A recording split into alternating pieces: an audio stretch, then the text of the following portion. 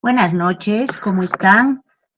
Es Buenas un gusto noches. nuevamente estar con ustedes. Buenas He noches. estado Buenas noches, Buenas doctora. noches, un toda. placer. Ahora voy a Doctora. llamar lista solo a los que ya no he alcanzado apuntar porque he estado tomando lista para ahorrar tiempo. Ávila Geraldine, Presente, perfecto. presente, doctora, presente. Patricia Calle, Nair Calle,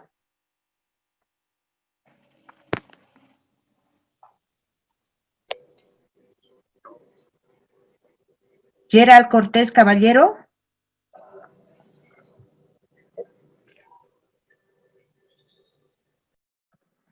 Álvaro Mier, Álvaro Mier, Presente, doctora. gracias.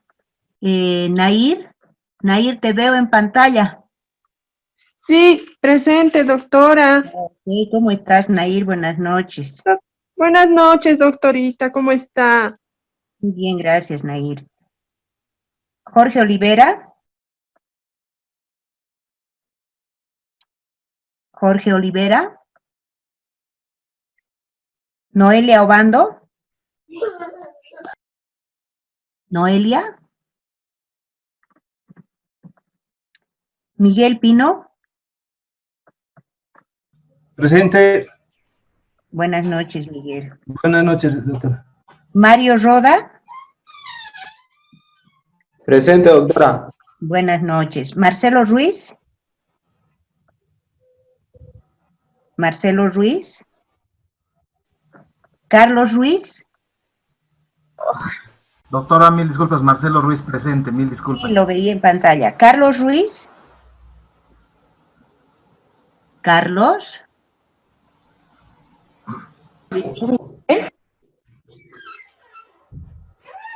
Eliseo Tapia.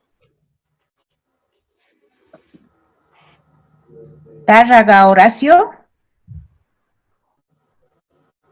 Horacio. Fabiana Tibiletti. Doctorita, presente. Buenas noches, Fabiana. Buenas noches. Marcela Varela. Presente, doctora, buenas noches. Buenas noches. Eduardo Vargas. Presente. Presente, doctora. Gracias. Sheila Zambrana. Buenas noches, doctorita.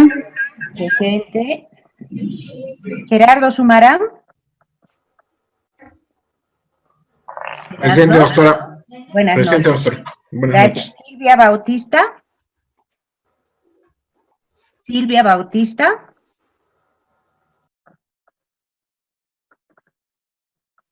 Ok. Bueno, vamos Doctora, a dar inicio. buenas noches. Disculpe, creo que me llamó, no le escuché bien, estaba interferida la señal. ¿Quién me habla? ¿Jorge Olivera? Exactamente, doctora. A ver. Doctorita Noelia Obando, por favor. ¿Cómo estás, Noelia? Buenas noches. Buenas noches. Doctora, buenas noches. Romina Escobar, igual, no me llamó. Sí, Romina. A los que no llamé es que ya los apunté porque he estado tomando lista virtual. Ay, está bien, gracias. Bueno, doctora, Edson Pacheco, también estoy acá. Sí, estás apuntado, Edson.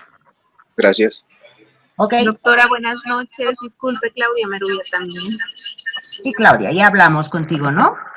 Doctorita, buenas noches. Claudia García. Buenas noches. A ver, a los que no he llamado, los he estado tomando en cuenta virtualmente antes de iniciar las clases. Todas las noches hago eso para agilizar tiempo. Entonces, quien me falta ahora es Eliseo Tapia, Carlos Ruiz.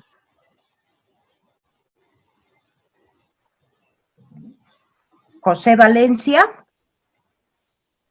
Buenas noches, licenciado. Buenas noches, ¿cómo está? Y Silvia Bautista. ¿Silvia ya está? No está todavía. Ok. Bueno, hoy es fin de mes. Muchos habrán tenido cierre. Y vamos a dar inicio a nuestra clase de hoy. Previamente quiero hacerles una pregunta antes de empezar el avance de la clase. Ayer nos hemos quedado con una duda sobre el tema de la fecha de emisión que debe ir en la póliza. Quisiera preguntar si alguno ha tenido la curiosidad de averiguar un poco más, hacer alguna gestión de consulta o ver cómo podía aportar con nueva información para que nos quede claro el tema de por qué es una de las características de la póliza colocar la fecha de emisión de la misma, la fecha y el lugar de emisión de la misma. ¿Alguien me puede responder? No soy muy amiga de llamar a determinadas personas, me gusta que participen libremente. Entonces, si alguien quiere comentar, quiere aportar, con mucho gusto, por favor.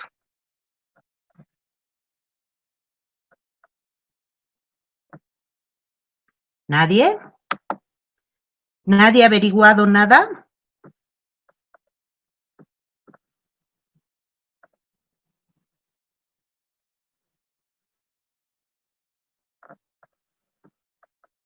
¿Nadie se anima? Doctora, perdón, ¿puede repetir la consulta? Mil disculpas. Ayer nos habíamos quedado con una duda, habíamos hablado de las características de la póliza de seguro. Sí. Y entre las características, entre las últimas características que habíamos mencionado, estaba el tema de que la póliza debería contener la fecha y el lugar de emisión de la misma. Aspecto que lo hemos comentado porque nos quedó la duda de qué pasaba si no le entregaban el mismo día o le entregaban en días posteriores. Algunos compañeros han comentado que podía correr el riesgo de no tener cobertura si no contaba con la póliza. Otros compañeros han aportado indicando que la fecha y el lugar debería colocarse porque el asegurado tiene plazo para objetar u observar el contenido de la póliza de 15 días.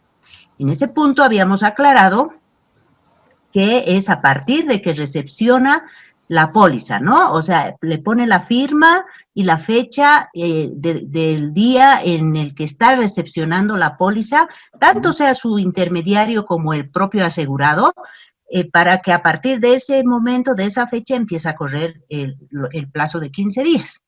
Sin embargo, como que nos hemos quedado así con un poquito de sabor a nada, ¿no? A que no ha quedado claro por qué es necesario que en la póliza se ponga la fecha y el lugar de emisión de la misma. A eso me refiero. Claro, aclaro que sí, doctora. Bueno, conforme a la experiencia que tengo, ¿no? He visto, bueno, una situación muy distinta es la vigencia de la póliza, que tiene un inicio que generalmente es de un año, ¿no? Puede ser distinta de la fecha de emisión de la póliza, ya por motivos administrativos, lo que demora en pasar los documentos del inspector hacia el encargado de emisión de póliza. Bueno, en Sucre son departamentos más pequeños, por ende casi suele recaer la responsabilidad de una sola persona que hace la inspección y emite la póliza y también cotiza, ¿no? Pero después en otras sucursales igual puede demorar la emisión de la póliza. No obstante, este vehículo ya tendría que contar con la cobertura correspondiente desde cuando han entrado en un acuerdo, en mutuo acuerdo, entre la oferta, la parte oferente, que es la aseguradora, y el contratante, que es el asegurado, ¿no? Para eso justamente existe la nota de cobertura, ¿no? Ahora, la fecha de emisión, estimada doctora, yo no la considero de relevancia. ¿Por qué? Las fechas importantes serían la vigencia, desde cuándo está iniciando la obligación de la compañía aseguradora, y la fecha en la cual entregan el documento, la póliza al asegurado, también cobra importancia, pero solo para fines computables de los 15 días de plazo que tiene para realizar alguna objeción correspondiente, ¿no? La emisión de la póliza como tal no tendría alguna vinculación en cuestión de liberación de obligaciones de la compañía. ¿Por qué? Porque también existen algunas pólizas, en algunos casos, que tienen, por motivos contractuales también y comerciales, inclusive vigencia retroactiva con la correspondiente cláusula de no siniestralidad también, ¿no? Eso por motivos de trámites también suele ser. Doctora, Correcto. doctora, ¿Alguien más? Sí, una adelante. pregunta. La carencia, por ejemplo, que en algunas pólizas de salud, por ejemplo, menciona de algunas patologías, por ejemplo, en pólizas de salud, por ejemplo, de embarazo, ponen un periodo de carencia, se comienza a correr desde el momento de la emisión de la póliza. O sea, por ejemplo, si han emitido el 1 de septiembre, si le dan 90 días de carencia, comienza a correr desde ese momento. O sea, que es importante que pueda estar mencionado esto, porque obviamente la carencia va a afectar al asegurado y obviamente, pues, también a la compañía. Si no estuviera fijada en la póliza, obviamente no sabríamos desde qué momento comienza la carencia y cuándo termina la carencia en este tipo de seguros, por ejemplo. ¿Alguien más? Doctora, perdón. Doctorita, buenas noches. Ese caso, perdón. Hay que diferenciar mucho. La fecha de la emisión no es vinculante, sí la vigencia, porque necesariamente la póliza obligatoriamente tiene un inicio y un fin de vigencia. Y obviamente ya la fecha de emisión es automática por sistema. Perfecto. ¿Alguien más quería aportar? Un tema adicional ahí es que, por favor, Brenda, adelante. A donde más entiendo su pregunta es la fecha de emisión, el cual es totalmente diferente a la fecha de vigencia. De emisión yo creo que es más que todo el tema del lugar donde se ha realizado la póliza, porque tenemos que es a nivel nacional, pero se puede realizar, no sé, yo tomo una póliza desde Santa Cruz, pero la estoy haciendo correr en La Paz, digamos, o sea, mi ejecutivo, mi compañía está en La Paz porque yo tengo preferencia allá, que igual me pueden tomar la misma atención, ¿no? Claro que en diferentes ciudades. Entonces, ahí yo creo que ahí está la pregunta, ¿no? La vigencia es totalmente diferente a lo que es la emisión, por el mismo tema que uno de los compañeros decía, temas ya sea administrativos, operacionales, ya sea por la documentación legal, no sé, formularios, en cosas así. ¿Alguien más quiere aportar? Doctora, buenas noches. Yo trabajo en Visa Seguros y evidentemente sí hay algunos casos en los que hay un retraso en la impresión de la póliza. Bueno, antes, ahora lo estamos haciendo todo de forma digital, en relación al inicio de la vigencia que ha solicitado el cliente y la emisión de la póliza como tal. Entonces, cuando ocurren estos casos, lo que nosotros tenemos como obligación hacer es que antes, cuando era físico, nosotros entregábamos la póliza al cliente y le hacíamos firmar y le hacíamos poner la fecha en la que le estábamos entregando, de modo que así el cliente pueda respaldarse en qué momento está recibiendo la documentación de la compañía, e internamente podíamos ver, tomar en cuenta a partir de esa fecha que la había firmado, los 15 días que tenía él para revisar y si tenía alguna observación, pero ese era un tema ya interno, pero para precautelar los intereses del cliente. En el caso ahora que lo estamos haciendo de forma digital, estamos pidiendo un correo de confirmación de recepción de la póliza. Entonces, en ese caso ya tenemos la constatación de que el cliente ya la tiene y que ya esté en sus manos leerla y todo y poder hacer las observaciones dentro del plazo establecido, ¿no? Perfecto, muy bien. Todos tienen razón, o sea, dentro de la práctica laboral, normalmente siempre existen dificultades que nos impiden emitir la póliza en la fecha en la que le estamos, o a partir de la fecha de vigencia, ¿no? Que sería lo ideal y que es lo que normalmente debería realizarse al emitir una póliza de seguro, al concretar un contrato de seguro, porque ya habíamos hablado que la póliza de seguro es la prueba escrita de las condiciones contractuales con las que hemos acordado y hemos suscrito el contrato de seguro. Si no tenemos la póliza, entonces, ¿en qué podríamos basarnos para reclamar nuestros derechos o cumplir nuestras obligaciones como asegurados? Estas características también están imbuidas dentro de los márgenes de los derechos y obligaciones que tienen los asegurados. Si bien cada compañía procesa de forma diferente por la carga laboral, por el tema de tiempo, por descuido, por retardo, por lo que sea, lo que el asegurado debe exigir en su derecho es que le entreguen la póliza. Sería totalmente inadmisible que se cierre un contrato de seguro y la vigencia empiece el 1 de octubre y nosotros estemos entregando la póliza el 14 o el 15 de octubre. O sea, estaríamos vulnerando el derecho del asegurado de conocer cuáles son las condiciones pactadas en la póliza que ha contratado y si está de acuerdo con los términos que la compañía bajo los cuales ha suscrito esa póliza. Entonces, lo ideal es que la fecha de emisión sea al inicio de la vigencia de la póliza. Eso es lo ideal porque es uno de los derechos del asegurado y que todas las compañías estamos obligados a cumplir, porque así como el asegurado tiene obligaciones, también tiene derechos. Y ese es uno de los principales derechos del asegurado. 2.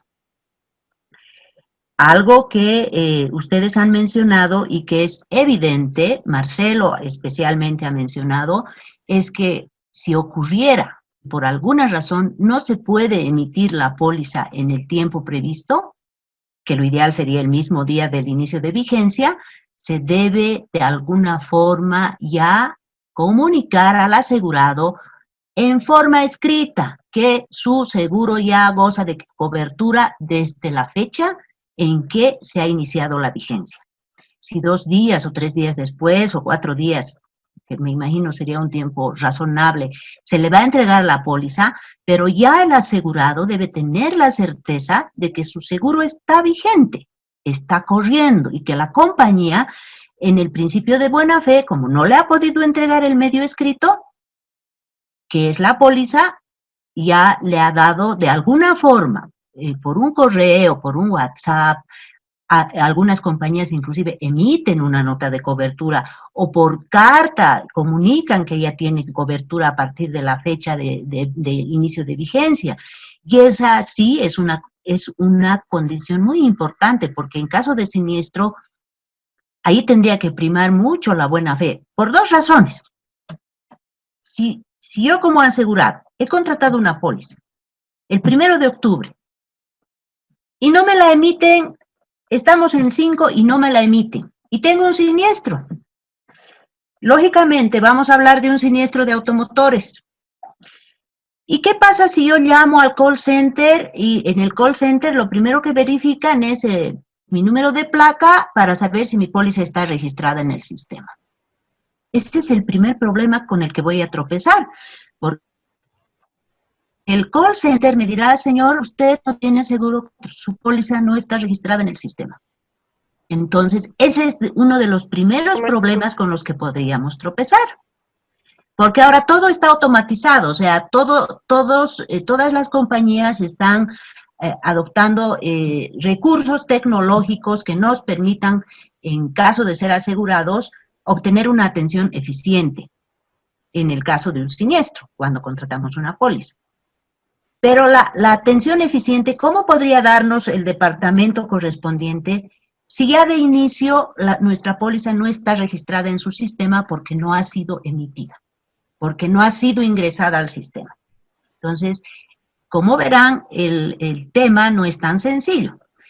El asegurado, lógicamente, después tendrá que llamar a su oficial y si es un sábado y un domingo tendrá mayor problema.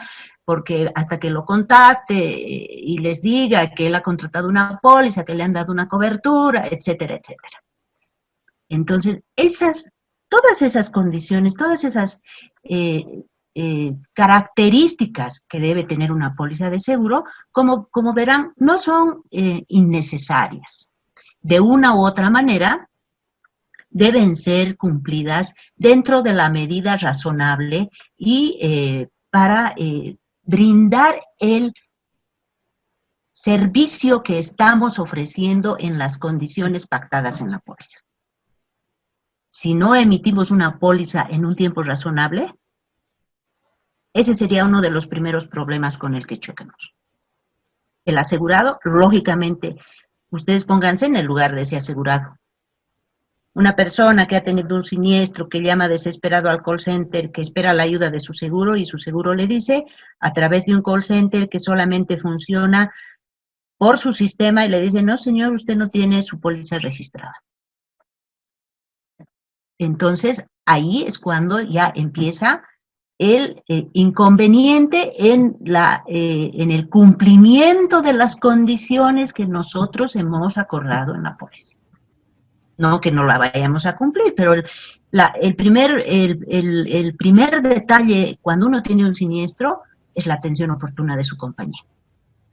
Y si una máquina o una persona, un telefonista, como cuando llamamos a Tigo porque nuestro internet se ha caído o porque nuestro celular no funciona y nos responde y nos dice, no, usted no tiene registrado, usted no, deme su número de carnet, y no nos soluciona el problema, lógicamente que nos irrita y nos causa molestia, nos causa desazón, nos causa, bueno, son muchos los sentimientos encontrados que puede tener una persona en el primer momento en que va a hacer uso de la póliza que ha contratado para este tipo de eventos. Entonces, es muy importante contar y trabajar en optimizar que todas las condiciones que debe tener una póliza de seguro sean cumplidas. Ninguna es menos importante, como esta que parece la fecha, ¿para qué? O sea, sí, es que han emitido la póliza una semana después, pero es que se ha demorado el de emisión, pero es que tenía mucho trabajo, pero son excusas que podemos darnos nosotros como compañía, pero que yo les aseguro no satisfacen a nuestro asegurado. No satisfacen a nuestro asegurado. Entonces, el trabajar en seguros no es solamente ofertar nuestras pólizas de acuerdo a los formatos que tenemos, ofrecer un servicio porque necesitamos vender.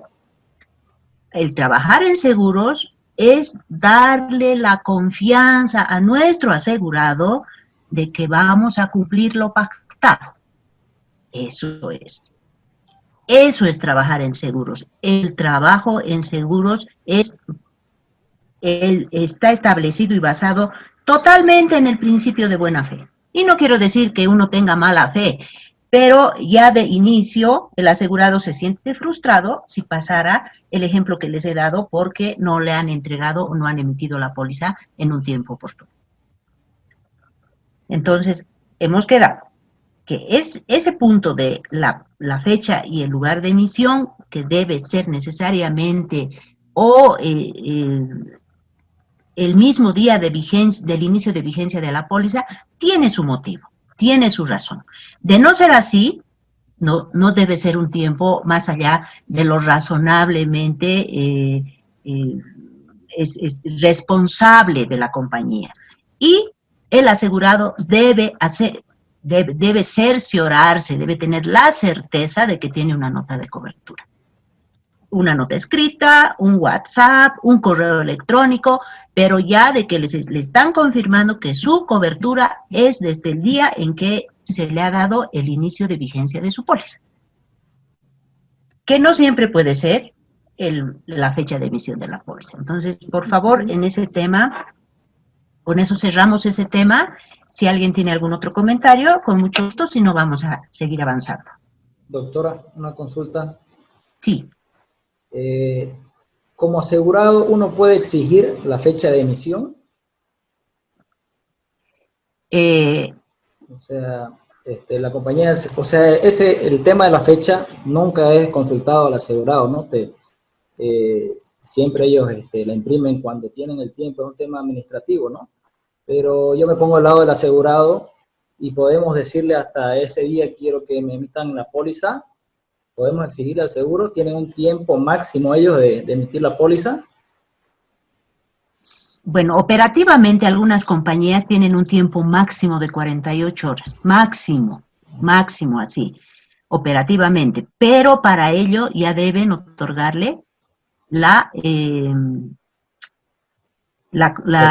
nota de cobertura. Normalmente, en casos individuales, en mi experiencia, se entrega la póliza al primer pago de la prima, ya sea a crédito, ya sea al contado.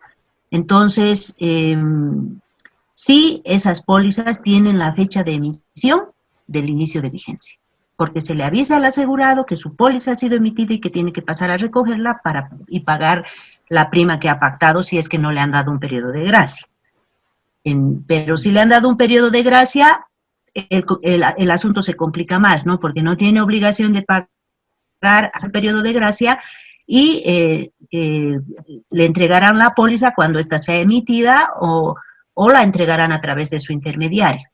Pero es muy importante que si el asegurado no puede exigir la fecha de emisión, por lo menos tenga la certeza de que la cobertura es desde la vigencia de la póliza y que así se lo manifieste la compañía de alguna forma que él pueda demostrar en caso de que tenga eventualmente un siniestro. En caso de automotores, por ejemplo, le dicen a uno, una vez le sacan la fotografía, ya el vehículo está asegurado. Es lo que normalmente pasa, ¿no? Claro, ya le hacen la inspección preriesgo y en todos los ramos generalmente, ¿no? Le dicen, le vamos a hacer la inspección preriesgo y ya tiene cobertura. Pero no le han entregado la póliza, ¿verdad? Claro. Entonces, pero ya con la inspección preriesgo, que es también una obligación de la compañía cuando la quiere realizar, porque cuando no la realiza, asume el riesgo como está, bajo su criterio. Pero cuando lo quiere realizar, porque en la inspección preriesgo ponen una fecha e inclusive le pueden dar una copia al asegurado, le hacen firmar un formulario. Y esa es la constancia del asegurado de que su póliza ya tiene cobertura, ¿verdad? Doctora, perdón. Adelante. Buenas noches. A ver, una pregunta, algo que me ha llamado la atención es que pasa esto con los contratos de seguro, con las pólizas de seguro, perdón, en que la compañía de seguros toma fotos del vehículo y uno está con cobertura y además ya corre la póliza, ya corre el plazo de vigencia y también cuando uno paga, ya comienza a correr el costo de la póliza, ya sea que uno haya acordado que que se paga al contado o en cuotas. Por otra parte, tenemos que, como usted explicaba, que la póliza es el instrumento literal que demuestra la existencia del código. No que demuestra la existencia, no sé cómo dice el código, pero es la prueba de la existencia del contrato, del contrato de seguro. Pero en el artículo 982 del Código de Comercio dice que el contrato de seguro es consensual, ¿no? Yo entiendo consensual ese concepto trasladado a operaciones como la venta, por ejemplo. En la compra-venta uno dice, te vendo mi casa, la otra persona dice, está bien, te la compro. En la definición de los abogados, eso quiere decir que el contrato ya se ha formado. ¿Estamos en el mismo escenario, en un contrato de seguros? ¿O cómo es así? Por ejemplo, yo les digo, necesito una póliza de seguro para tal cosa, digamos, por chat. Y me responden, perfecto, sí, nosotros se la damos. O sea, ya se ha formado el contrato. ¿Cómo es esto? O necesariamente tiene que cumplirse alguna formalidad, algún acto inequívoco del asegurador, como que me mando una nota de cobertura para que se hubiera formado el contrato. ¿Cómo es esto, doctora, del 982 del Código de Comercio? Ya. A ver, efectivamente, hay mucha, el Código de Comercio, entre las características del contrato de seguro, también establece que el contrato es consensual. ¿Consensual por qué? Porque ambas partes tienen que dar consenso de lo que están acordando. La compañía del riesgo que está asumiendo y el asegurado de las condiciones bajo las cuales está suscribiendo esa póliza, además del pago de la prima y otras obligaciones, ¿no? Pero para contratar una póliza de seguro también existen ciertos requisitos. Uno de los principales, de los más importantes, es que el objeto del seguro sea lícito. Ese es uno de los, y esa es la razón por la cual también las compañías tienen el derecho de hacer la inspección pre-riesgo para evaluar el riesgo que están asumiendo, porque el riesgo tiene que ser lícito. Entonces, en ese sentido, existen ciertas condiciones para las cuales, por las cuales tanto la compañía como el asegurado, al momento de querer contratar una póliza, dice, quiero contratar una póliza de automotor. Entonces, la compañía o el funcionario que le está atendiendo no le puede decir, ya señor, sí, nosotros le damos y ya tiene cobertura. No, porque tienen que establecerse varios factores. Por ejemplo, las condiciones bajo las cuales el señor quiere contratar una póliza de seguro, porque hay diferentes paquetes, hay diferentes programas. Entonces, también está acorde esos programas a la prima que puede pagar. También el objeto que quiere asegurar. Si es un vehículo automotor, cada compañía ya tiene ciertas regulaciones en cuanto a las características del bien que va a asegurar. Hay compañías que no aseguran vehículos muy antiguos, hay compañías que tienen una póliza especial para los vehículos que son transformados, hay compañías que tienen una póliza especial para los vehículos que son con valores muy altos. Entonces, algunas ofrecen pérdidas al 100%, otras solamente al 80%. Entonces, todas esas características, el asegurado tiene que transmitirle a la compañía. Y la compañía le va a hacer un slip de cotización, que es la parte a la que vamos a ingresar en las partes de la póliza de seguro. La compañía le va a hacer un slip de cotización y le dirá, señor, tenemos este programa de acuerdo a su requerimiento. Usted quiere asegurar un vehículo transformado, cuya suma asegurada es de $5,000, quiere asegurar al 100% para pérdida total, al 80%, por accidente, al 80% para pérdida total por robo, etcétera, etcétera. Él pedirá las coberturas que quiere contratar. Y una vez que la compañía ha armado ese su paquete, le pondrá franquicia, etcétera, etcétera, le pasa esa cotización al asegurado. El momento en el cual el asegurado, habiendo recibido la cotización, o su intermediario le da el sí, a la compañía le dice sí, estoy de acuerdo con la cotización. Cuando es en forma directa y va a la compañía, le hacen firmar el slip de cotización.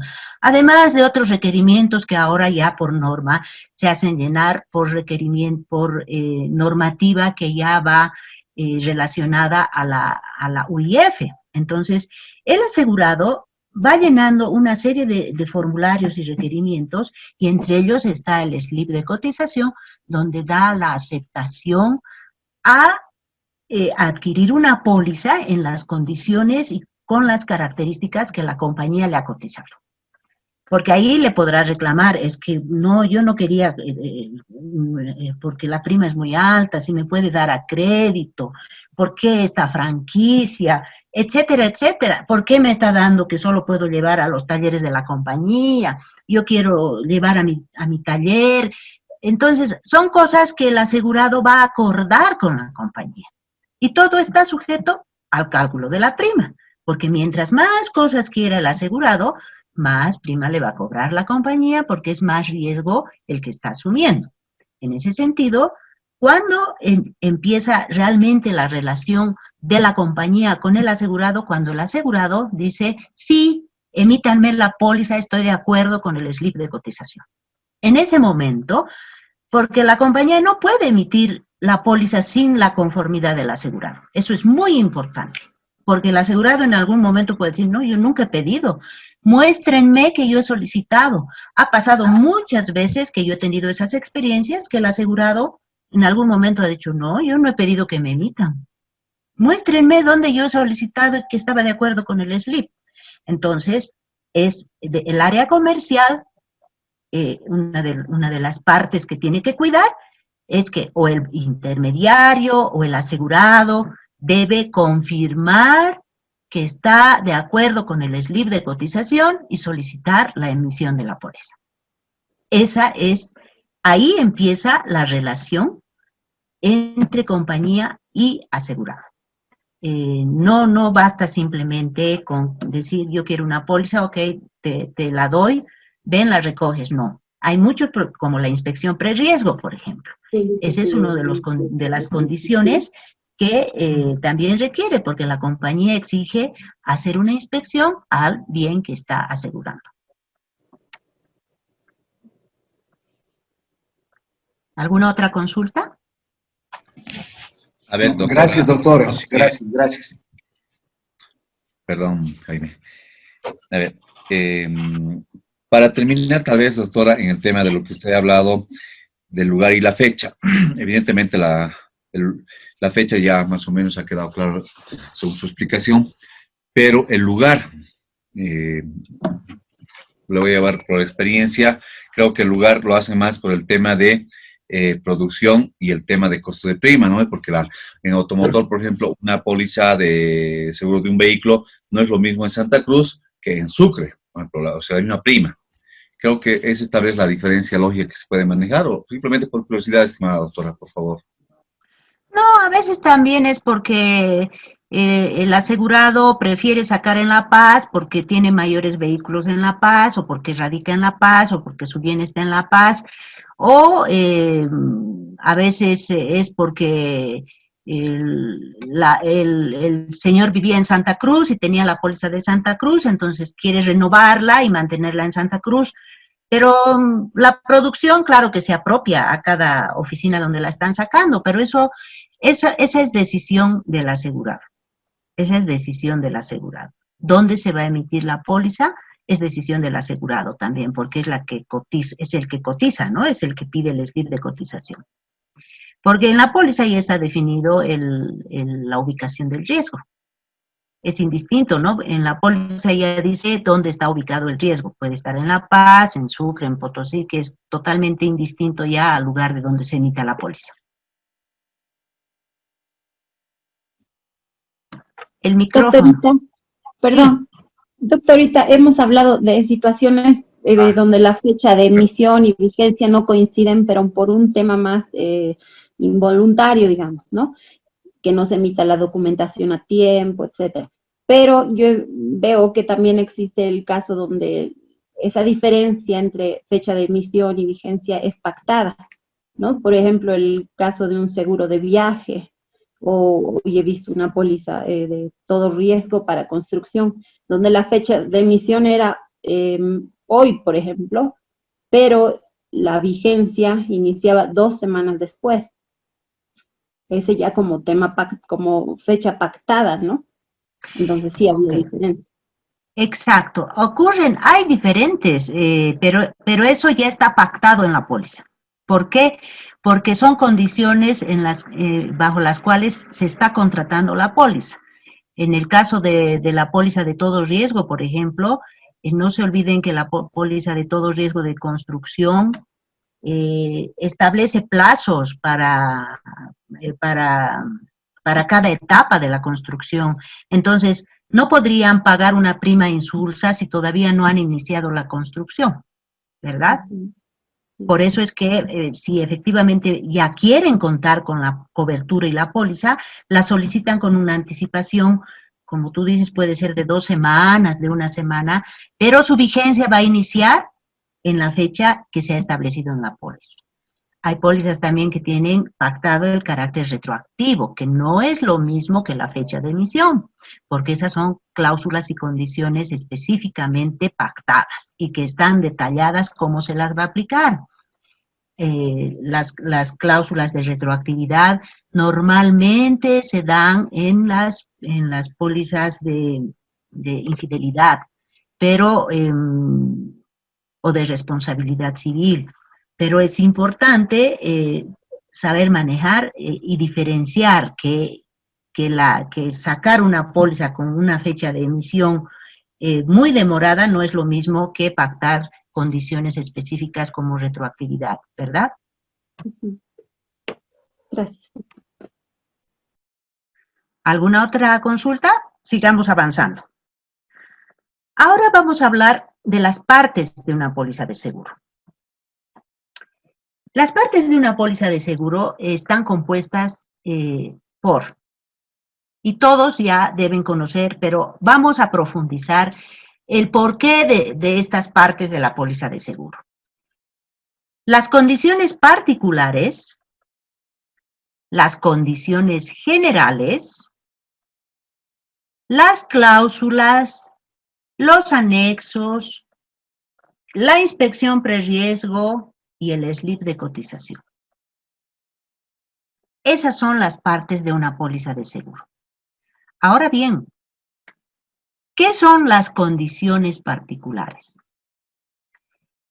Las condiciones particulares son aquellas condiciones pactadas para la cobertura del riesgo que estamos contratando y que mejoran o levantan las exclusiones contenidas en el condicionado general. Las condiciones particulares priman sobre las condiciones generales. Por eso el nombre que se les da, condición particular. En ese sentido, cuando nosotros contratamos una póliza, tenemos en la primera parte de la póliza las coberturas bajo las cuales estamos contratando la póliza. Y las coberturas simplemente son las que describen riesgo que está asumiendo la compañía en el bien que estamos asegurando. Esas coberturas es que se pactan las condiciones particulares. Y las condiciones particulares hoy en día por tema comercial se han modificado de tal forma que cada póliza va a necesidad del asegurado. ¿Cuál es el requerimiento que tiene de acuerdo a su trabajo, de acuerdo al lugar donde vive, de acuerdo al tipo de bien que está asegurando, etcétera, etcétera?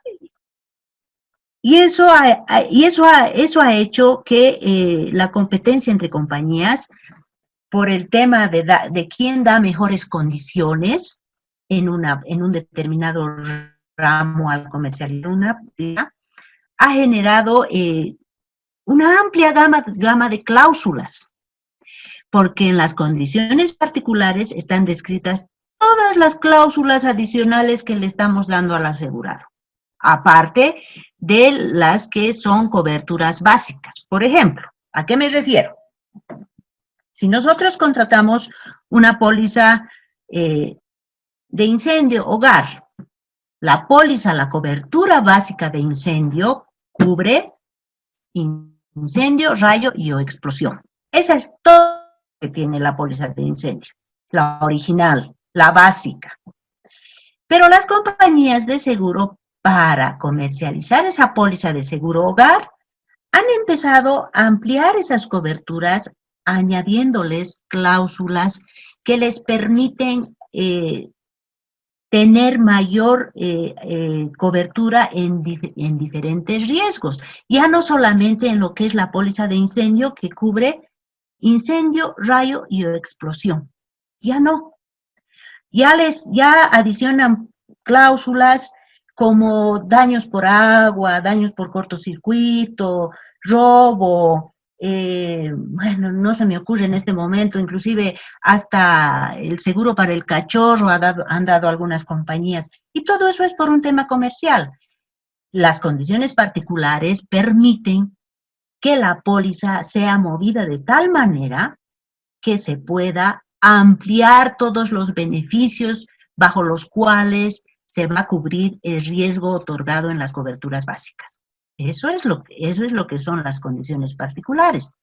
Claro que eso no es gratis, ¿no? Porque la prima también, mientras más beneficios uno pida en una póliza, también la prima tiene su cálculo y su costo. Entonces, mientras más simple es una póliza, menos cuesta. Pero mientras más beneficios pida uno en una póliza, lógicamente que también es a cambio de una prima y una tarifa que las compañías aplican de acuerdo a las características que quiere que uno tenga su póliza de seguro. En ese sentido, todas esas cláusulas que forman parte del condicionado particular deben ser obligatoriamente registradas en la APS. Ayer les había hablado de que la APS tiene la obligación de controlar, de regular y de fiscalizar que las compañías no introduzcan cláusulas abusivas, limitativas o sorpresivas en las pólizas. Y para evitar ello, es lo que antes se conocía como la letra chica, ¿verdad? Para evitar eso es que todas las compañías tienen la obligación de registrar las cláusulas que van a ofrecer en el condicionado particular de cualquier póliza en cualquier ramo en la APS. La APS las revisa y luego de un proceso de revisión, de fiscalización, de que estén dentro de la norma, de que cumplan las condiciones requeridas, se las aprueba.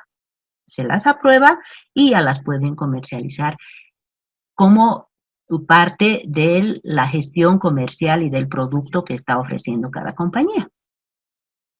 Ahora bien, esas condiciones particulares, que son una de las principales partes de una póliza de seguro, también vienen conformadas por el condicionado general. Son dos partes. Entonces, ¿qué es el condicionado general?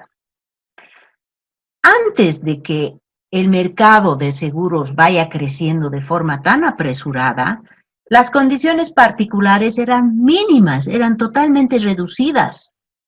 Porque una compañía vendía una cobertura básica para cubrir un riesgo y estaba amparada con el condicionado general. Y el condicionado general, ¿qué detallaba? El condicionado general detallaba el objeto de ese seguro, las exclusiones que tiene ese seguro, es decir, cuándo no va a cubrir el riesgo que está aceptando la compañía a cambio de una prima, en qué condiciones, las obligaciones del asegurado, no dice los derechos. El condicionado general, la mayoría de las compañías de seguro todavía mantienen sus condicionados generales de hace mucho tiempo. ¿Por qué no los han cambiado?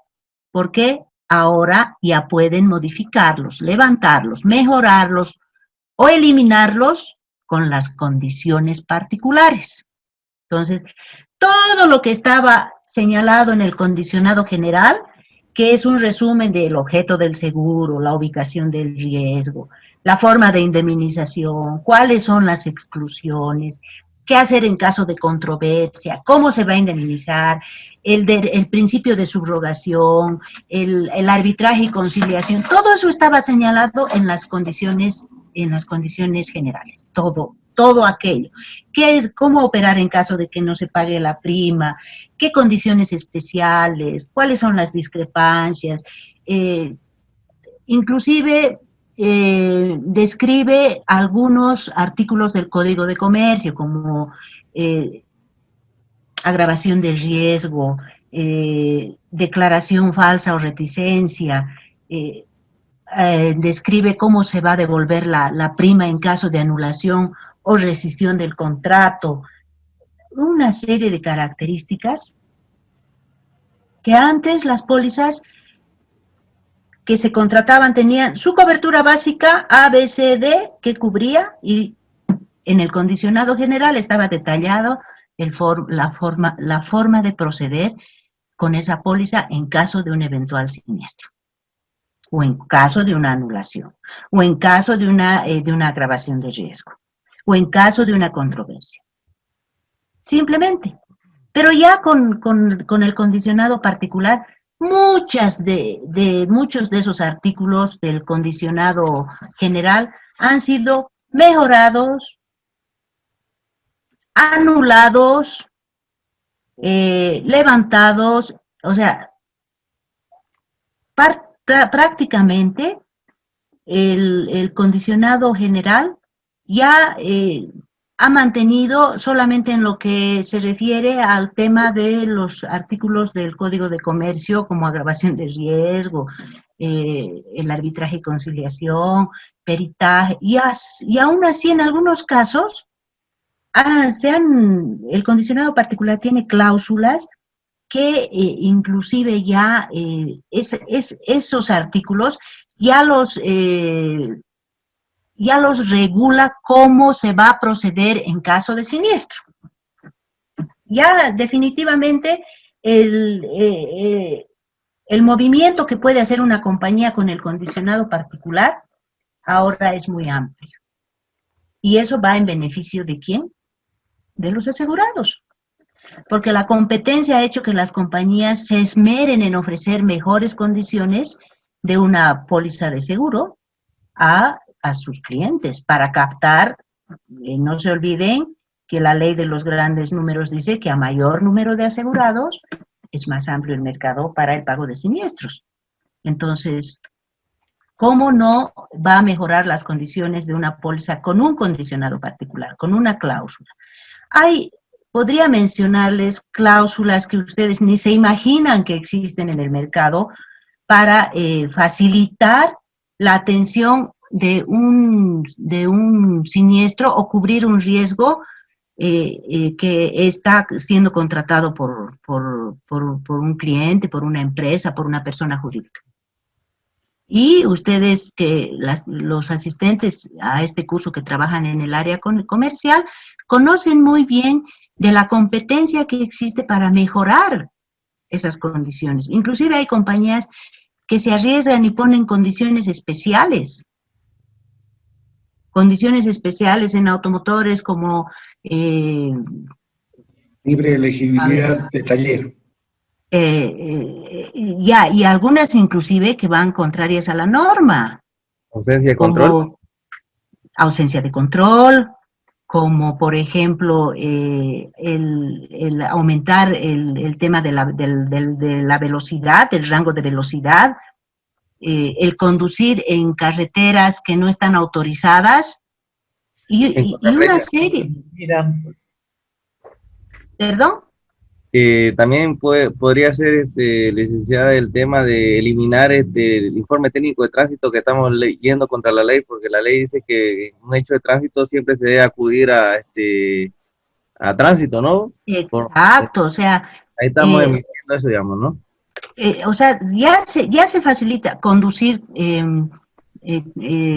con licencia caduca, les dan plazo de 30 días, 60 días... O sea, es una competencia que ha generado que las pólizas de seguro ahora sean más ventajosas para el asegurado. Y lógicamente sí. Perdón, me disculpa que la corte. Sí, adelante. Siempre he tenido adelante. Esta duda, siempre que he trabajado yo mayormente en automotor, es por qué a las corporativas, obviamente porque no saben cómo sus trabajadores, entonces se le da ausencia de control en sus pólizas corporativas, ¿no? Porque no saben lo que van a hacer sus trabajadores, entonces no tienen ese control de todas las empresas o de todos sus trabajadores. Pero usted cree que dentro de la norma, digamos, porque me imagino que debe regir, a una persona particular se le puede dar esa cláusula de ausencia de control o va en contra de las normas del seguro? Siempre me hizo una pregunta un cliente una vez y no supe responderle, ¿no? ¿Por qué no se le puede dar? Si él quiere pagar más a su prima, no le interesa pagar más a su prima, pero sí quisiera esa cláusula en su póliza, me dice. ¿En qué consiste la ausencia de control, por favor? Yo no tengo idea. A ver, ¿alguien quiere explicar? A ver, ustedes que trabajan en automotores. Sí. Antonio. Bueno, Antonio. La ausencia de control te cubre todo lo que vos no podés controlar de tus trabajadores. Por ejemplo, una empresa no puede controlar que su trabajador maneje en estado de ebriedad, ¿no? O saque su vehículo sin permiso, ¿no? Y lo choque. Eso sería más o menos, ¿no? La ausencia de control. Palabras sencillas, ¿no? Andar sin licencia. ¿Me permite, doctora? Adelante. Ya. Básicamente la ausencia de control son condiciones que dan en las condiciones particulares y en algunas en las condiciones especiales, ¿no? Como dijo el compañero hace un momento, es para cualquier empresa que no controle, digamos, a la persona que va a manejar el vehículo. En esto puede haber, digamos, diferencias del área comercial si son nominales y nominales, en función a eso. Ahora, lo que decía el compañero Carlos Iván, por ejemplo, el tema de que si es una corporativa o una persona particular, inclusive la persona particular, desde que tengo yo la experiencia, sí se puede dar, digamos, la ausencia de control, porque al final el que está asegurado es el vehículo, no es la persona, y en función a eso se da. Ahora, esa es una cláusula, como dice en la doctrina, dice, mediante la presente cláusula se acuerda que no obstante de lo que establezcan en contrario en las condiciones generales de la presente póliza, la misma se extiende a cubrir los eventos excluidos que hubieran sido cometidos u ocasionados por trabajadores del asegurado que figuren en planillas o sean dependientes de dicho asegurado, o sean licencia de conducir vigente o con una caducidad máxima de por el tiempo establecido en las condiciones particulares y estén autorizadas legalmente para la conducción de vehículos de propiedad de la empresa asegurada. La cobertura de la presente cláusula no tiene restricción de horario siempre y cuando el siniestro haya sido ocasionado mientras el trabajador autorizado se encuentra desempeñando funciones encomendadas por parte del asegurado. También hay ciertas limitaciones y restricciones que me gustaría escuchar. Entonces, en función a eso, también, evidentemente, el asegurador tiene el derecho de poder repetir, cuando hay ese tipo de cláusulas, a la persona que ha ocasionado. O sea, evidentemente, al dueño del vehículo lo libera, digamos, de responsabilidades, de anuncios en tránsito y todos los factores, pero le repite al que ocasionó el daño. Eso sería mi explicación, doctora. Gracias. Correcto. A ver, pero normalmente estas cláusulas también tienen limitaciones, no son licencia para matar. Una cláusula de ausencia de control otorgada a una persona jurídica, a una empresa, porque por las necesidades de que no tiene el control o por las características de que no tiene el control de todos sus funcionarios y en previsión al cuidado de sus bienes, es que solicita por una prima también esta cláusula adicional, que es la cláusula de ausencia de control. Sin embargo, esta cláusula, en su contenido aprobado por la APS, especifica, por ejemplo, si va a conducir en estado de ebriedad, no quiere decir que la compañía le va a cubrir cuando ha excedido el límite razonable otorgado en tránsito. Porque no podemos aprobar una cláusula, o no podemos comercializar una cláusula que sea, pues, licencia para matar, ¿verdad? Entonces, esa cláusula, así como está aprobada, es una cláusula que tiene sus limitaciones y que en caso de incurrir en exceso de velocidad, por ejemplo, o en cualquiera de las infracciones que son de primer grado del artículo 140 del Código de Tránsito, que están específicamente señaladas: circular contra ruta, omisión de socorro, invasión de carril, etcétera, etcétera, la compañía da la certeza de que va a poder cubrir ese siniestro al asegurado, pero le da, como dice Carlos, le da también el derecho de repetir al responsable de ese hecho que está fuera de la norma. Entonces, lo que está haciendo, está cumpliendo lo pactado, está protegiendo el bien del asegurado o los daños que haya causado el funcionario o los daños que haya causado al actuar amparado bajo esa cláusula de ausencia de control, pero la compañía puede, en base a su derecho, efectuar la correspondiente repetición al responsable del hecho. Entonces, por ejemplo, algo que también hay que tomar muy en cuenta, no es lo mismo no portar licencia que no tener licencia. Son dos cosas muy distintas. No tener licencia es que no estás habilitado para conducir. No estás habilitado. O sea, ¿cómo podemos cubrir el siniestro de alguien que sin tener licencia estaba conduciendo? Pero sí hay una cláusula que cubre cuando no porta licencia o cuando su licencia está caduca, lo cual quiere decir que el señor o el asegurado o el chofer o la persona que estaba conduciendo el vehículo sí está habilitado para conducir, porque en algún momento ha tenido licencia o su licencia se ha vencido o no está portando en ese momento, pero su licencia la presentará posteriormente. Normalmente los informes de tránsito dicen licencia no porta, que no es lo mismo que no tiene, no es lo mismo. Entonces, hay una serie de características en las cláusulas que se otorgan en todos los ramos que están destinadas a beneficiar a personas jurídicas. Normalmente no se dan a personas naturales, primero porque el cálculo de la prima no está diseñado para ese tipo de eventos. Y otro porque puede que también sean condiciones ya pactadas en el contrato de reaseguro, ¿no? ¿En qué condiciones se va a dar cierto tipo de pólizas? Porque todas las pólizas tienen su contrato de reaseguro. Y al pactar el contrato de reaseguro, la compañía acuerda ya ciertas condiciones con su reasegurador en caso de siniestros. ¿Qué debe hacer y qué no debe hacer? ¿Cuáles son las exclusiones? Y en qué circunstancias el reaseguro también va a aceptar su parte en ese siniestro. Entonces, esas son otro de los motivos por los que no se les puede dar este tipo de cláusulas a personas individuales, a personas naturales. Simplemente esto se aplica a cuentas corporativas muy importantes que generan paquetes de seguros. Y bueno, sí vale la pena por la prima, inclusive ya pueden ser seguros facultativos, entonces ya se aplica este tipo de riesgos al reaseguro facultativo. Doctora, Bien. perdón. Sí, adelante.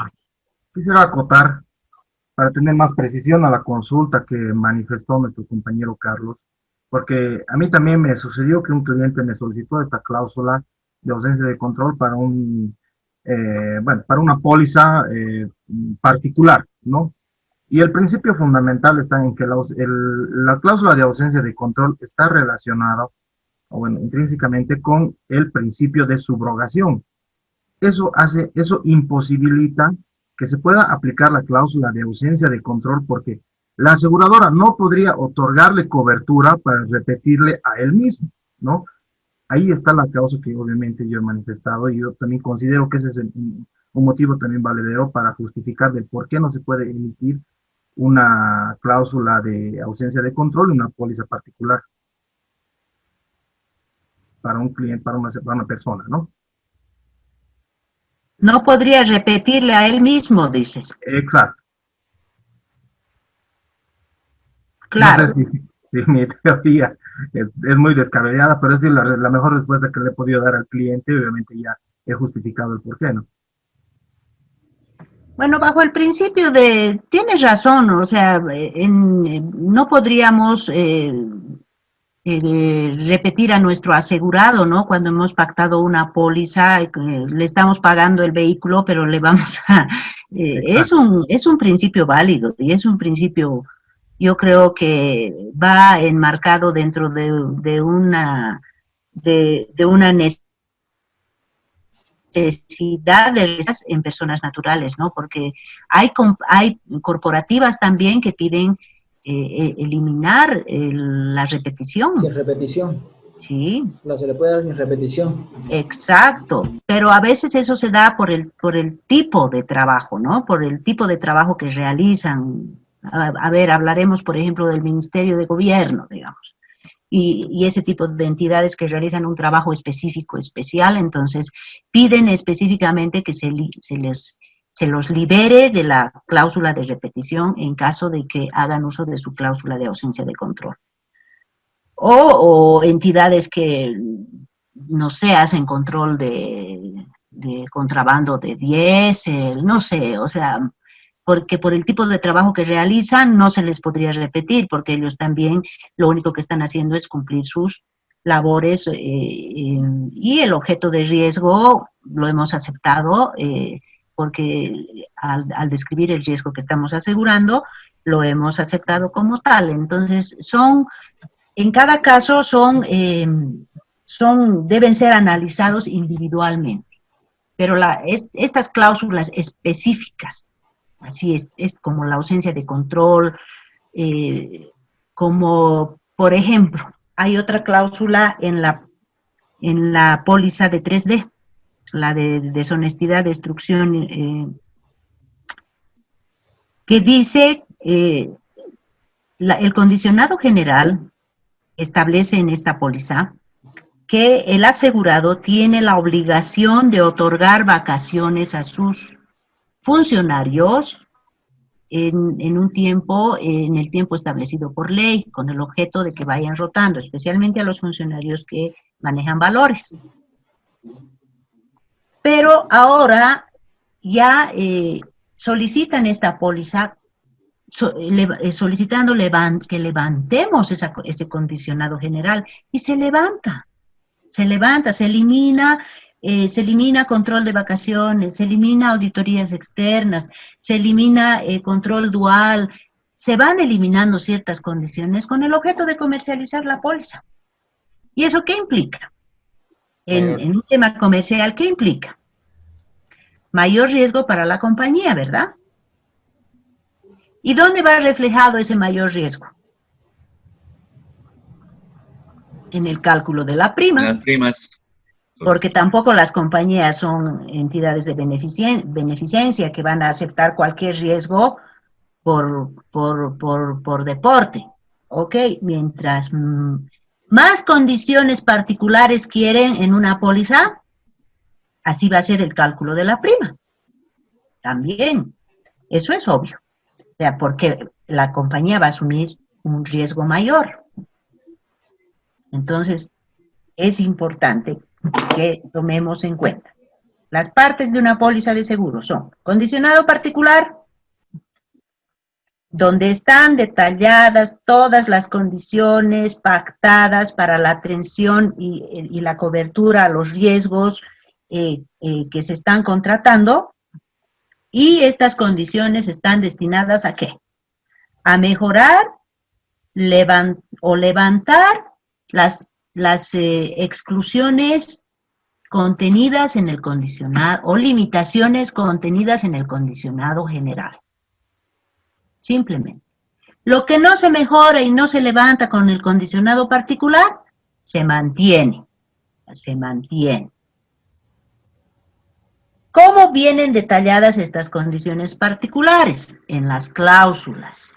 Cada cláusula que se otorga en una condición particular tiene que estar debidamente aprobada y con su código del APS, y ahí detalla en qué circunstancias va a cubrir ese riesgo.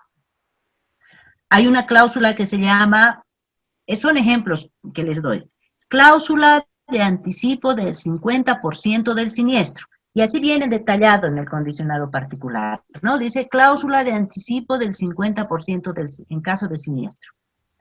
El asegurado lee y dice, uy, si tengo siniestro me van a adelantar el 50%. Sí, lo van a hacer. Pero en la cláusula está detallada en qué condiciones. Puede que la cláusula diga, se adelantará el 50% del siniestro una vez que la compañía haya dado cobertura al mismo o declarado la procedencia del mismo.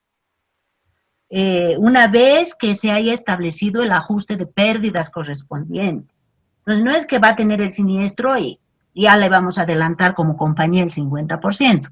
Entonces, es tan importante que cuando ustedes, como asegurados, reciban una póliza, lean el contenido de su condicionado particular, la cláusula y el contenido de la cláusula.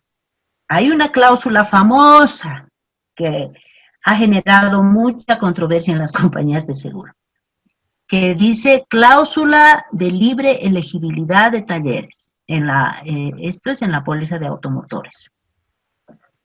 Eso significa que yo asegurado, si tengo un siniestro, puedo llevar mi vehículo al taller que yo elija.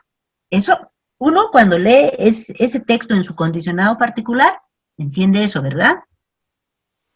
Pero resulta que llegado el momento, uno lee su cláusula, y en la cláusula dice, ¿no? El asegurado podrá elegir libremente el taller al cual dirigirá su vehículo en caso de siniestro, previa aprobación de la compañía.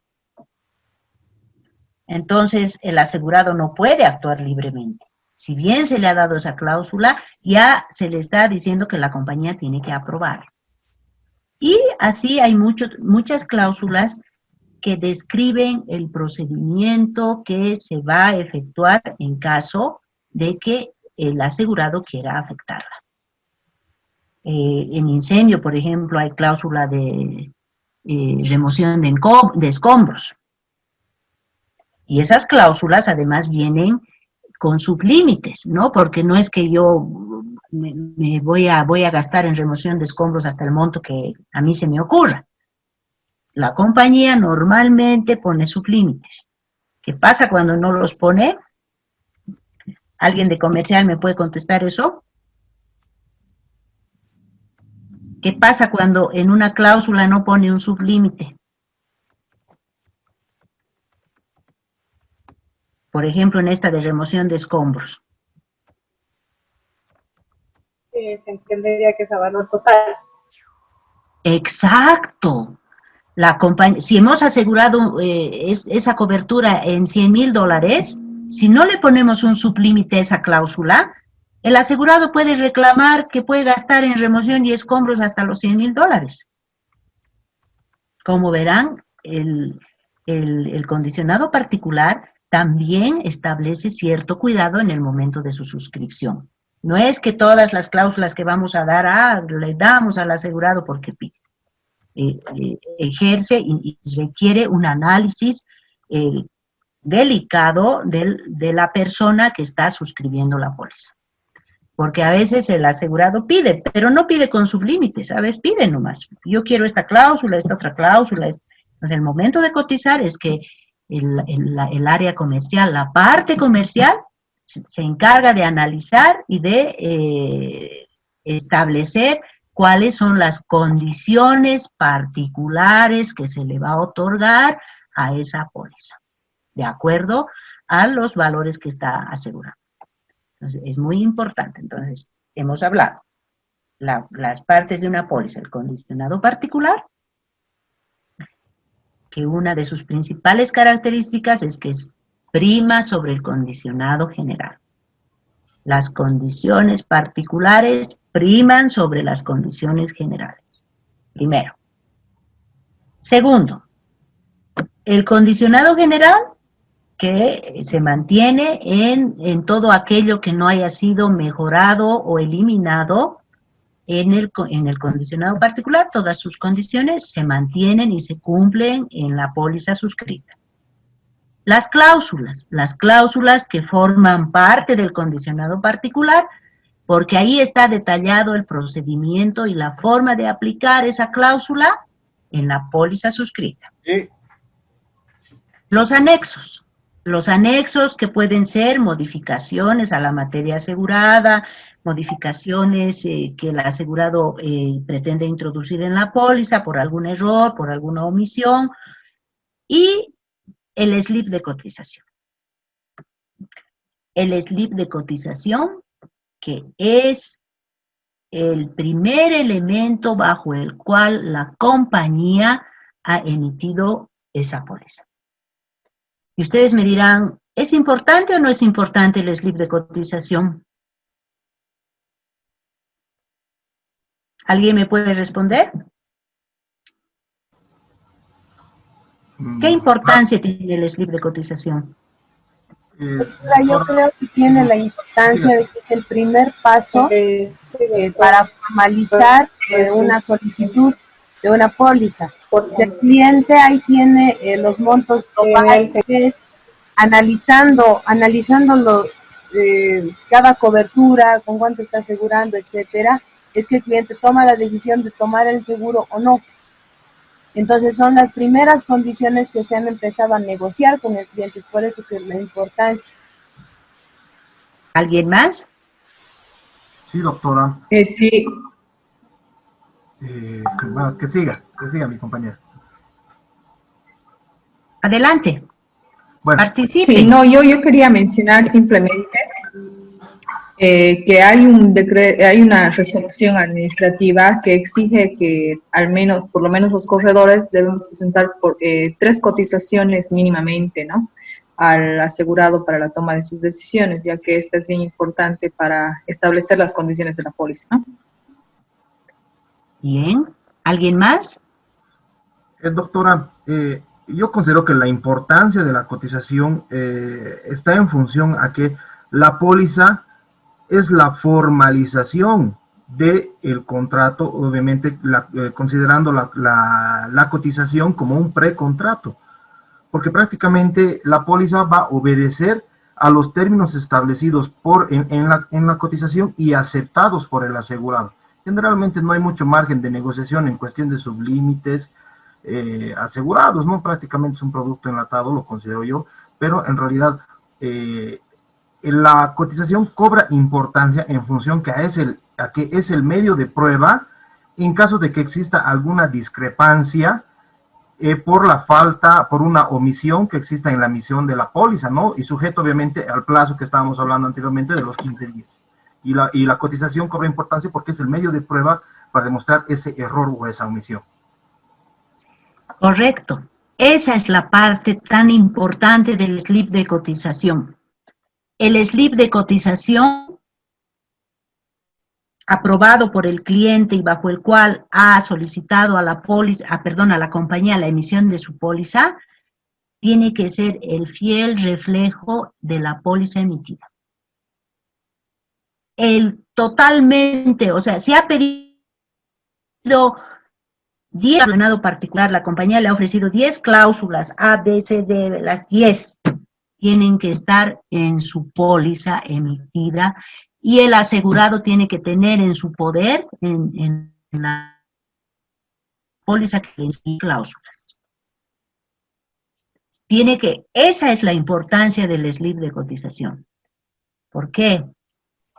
Muchas veces, en caso de controversias, en caso de siniestros, el asegurado tiene el derecho de pedir que se demuestre que la póliza que ha sido emitida es fiel reflejo de lo que él ha pedido en su slip de cotización. Porque a veces las compañías, por ejemplo, de la cláusula de ausencia de control, una compañía puede tener 3 modelos. Puede tener, no sé, 3 modelos de una cláusula de anticipo del 50% de siniestro, que los va aplicando de acuerdo a la necesidad que quiera darle al cliente. En unos es más flexible, en otros es un poco más dura. ¿Y qué pasa si en el momento de armar la póliza, porque no puede ser mala fe, en el momento de armar la póliza ha habido un error y, por decir, le han ofrecido la cláusula de ausencia, es un ejemplo, cláusula de ausencia de control tipo A. Y esa cláusula de ausencia de control además cubre exceso de velocidad y además indica específicamente que no va a repetir. Pero por un error puede ser, que al momento de armar la póliza, porque la póliza se arma, no es que se imprime en su totalidad, ahora, inclusive digitalmente, se van jalando las cláusulas que ya tenemos y se la va armando para entregarle al cliente su original, ¿no? Porque nosotros como compañía nos quedamos con la copia. Entonces, cuando analizamos un siniestro, la compañía o el área correspondiente normalmente pide la copia que tenemos en archivo. Y la copia y el original tienen que ser idénticos. Pero si por algún error en nuestra copia se ha puesto una cláusula que no corresponde y la misma cláusula se le ha entregado al asegurado que no corresponde, y en base a esa cláusula le podemos rechazar un siniestro, genera una controversia porque el asegurado puede pedir que se revise el slip de cotización. Ha habido un caso que ustedes han debido hace tiempo, inclusive ha generado en denuncia policial porque el asegurado ha reclamado que su póliza original, la que él no contenía las mismas cláusulas que la compañía tenía en copia, que le habían introducido otras cláusulas. Y eso no siempre puede deberse a mala fe. De pronto, al armar la copia, han armado mal y no han introducido la cláusula correcta. Y al momento de revisar el siniestro, uno dice, no, denme a ver la cláusula de ausencia de control, y le dan la cláusula, cualquiera de las tres que tenemos, y esa la ponen en la copia. Y cuando analizan un siniestro, se basan en el contenido de esa cláusula. Por eso es tan importante que el slip de cotización sea fiel reflejo de lo que estamos emitiendo al momento de suscribir la póliza. Y la póliza de seguro debe contener todas las cláusulas que le hemos ofrecido en el slip de cotización para entregarle al cliente. Eso es muy importante. Inclusive la APS, cuando hay alguna controversia, cuando hay alguna queja, nos pide la copia completa de la póliza. Nos pide la copia completa de la póliza. Entonces ustedes, ¿de dónde vamos a mandar la copia de la póliza? Se supone que la copia que nosotros tenemos y el original que hemos entregado tienen que ser idénticos. Entonces, al pedirnos la copia, nosotros, la APS está iniciando una fiscalización para ver si, primero, si el asegurado tiene las mismas condiciones y cláusulas que le hemos entregado y que están insertas en nuestra copia. Primero. Segundo, revisa las condiciones particulares y ahí deben estar descritas todas las cláusulas que estamos dando con código. Entonces también debe revisar si el código coincide con las cláusulas que le hemos otorgado. Como verán, esa es la importancia de un slip de cotización. El no cumplir ese requisito puede generar una controversia que inclusive nos puede llevar a un arbitraje y conciliación, y ganan. ¿Por qué ganan? ¿Cuál es la premisa en seguros? ¿Qué se generaría ahí si hubiera esa discrepancia? Que todo es a favor del asegurado. Una duda. La duda de beneficio del asegurado. Exacto. El principio de temporalidad. Y la duda va en beneficio del asegurado. ¿Cuándo hay una ambigüedad? Hablemos de una ambigüedad. Cuando damos dos cláusulas contradictorias, a veces se nos ocurre. Por ofrecer un paquete arman y en una le decimos sí, en otra le decimos pero no. ¿Por qué? Porque al leer el contenido de la cláusula a alguien se le ocurrió meter esa cláusula por mejorar el paquete, pero no se ha fijado que ahí estábamos limitando lo que le dábamos en la otra cláusula. ¿Ahí qué pasa? ¿Qué se hace en ese caso? En esa ambigüedad. Lo mismo, la ambigüedad favorece al asegurado. Se toma la que más lo beneficia. En todos los casos en que exista una ambigüedad o una duda, siempre va en beneficio del asegurado. Siempre va en beneficio del asegurado. Si el asegurado ha contratado una póliza multirriesgo con los diferentes amparos, amparo 1, 2, 3, 4, y en el amparo 3, rotura de vidrios, y en el amparo 4, equipos electrónicos, y en el amparo de todo riesgo, que cubre toda la materia asegurada, tiene determinadas franquicias.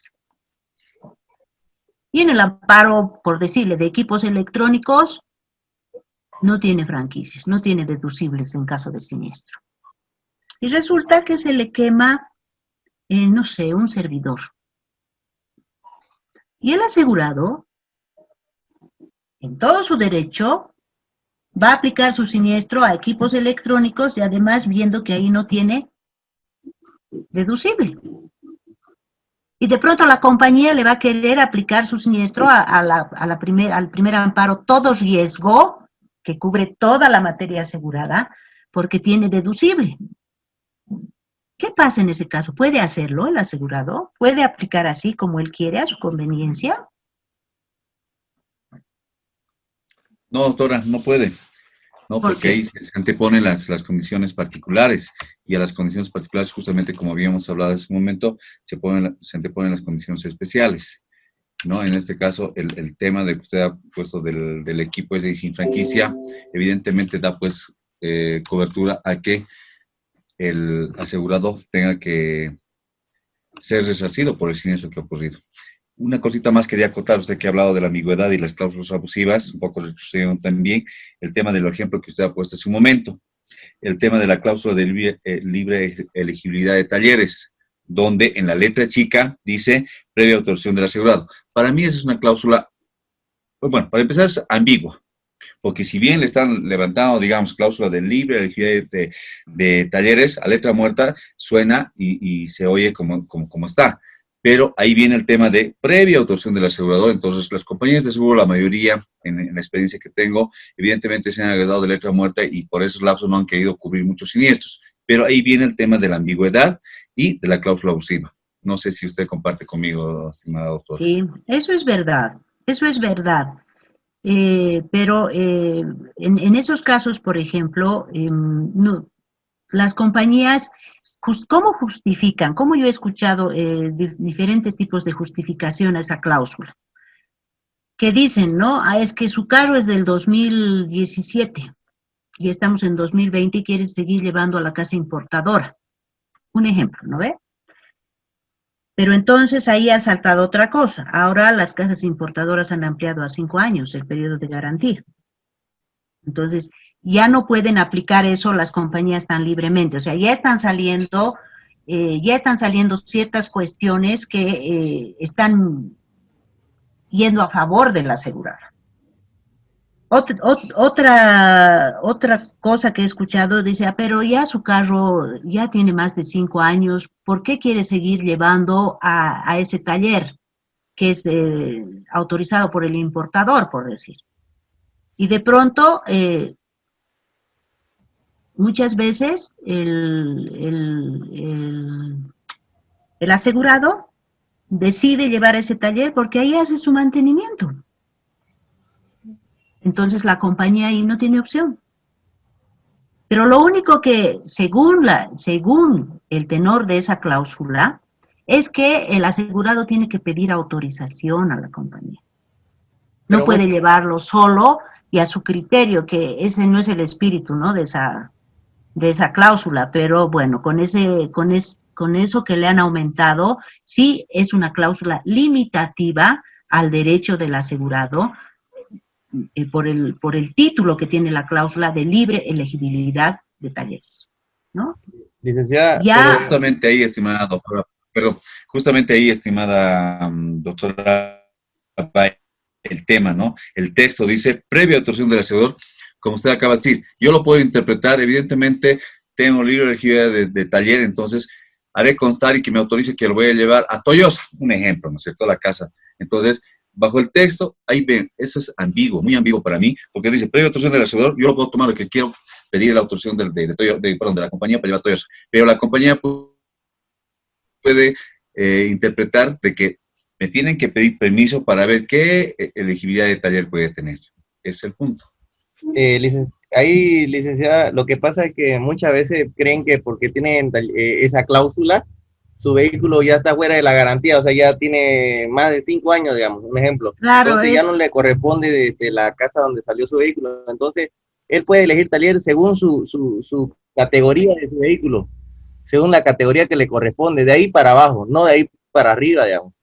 Entonces, ese es un gancho también que han puesto las importadoras, ¿no? Para obligar a sus clientes a seguir haciendo el mantenimiento ahí.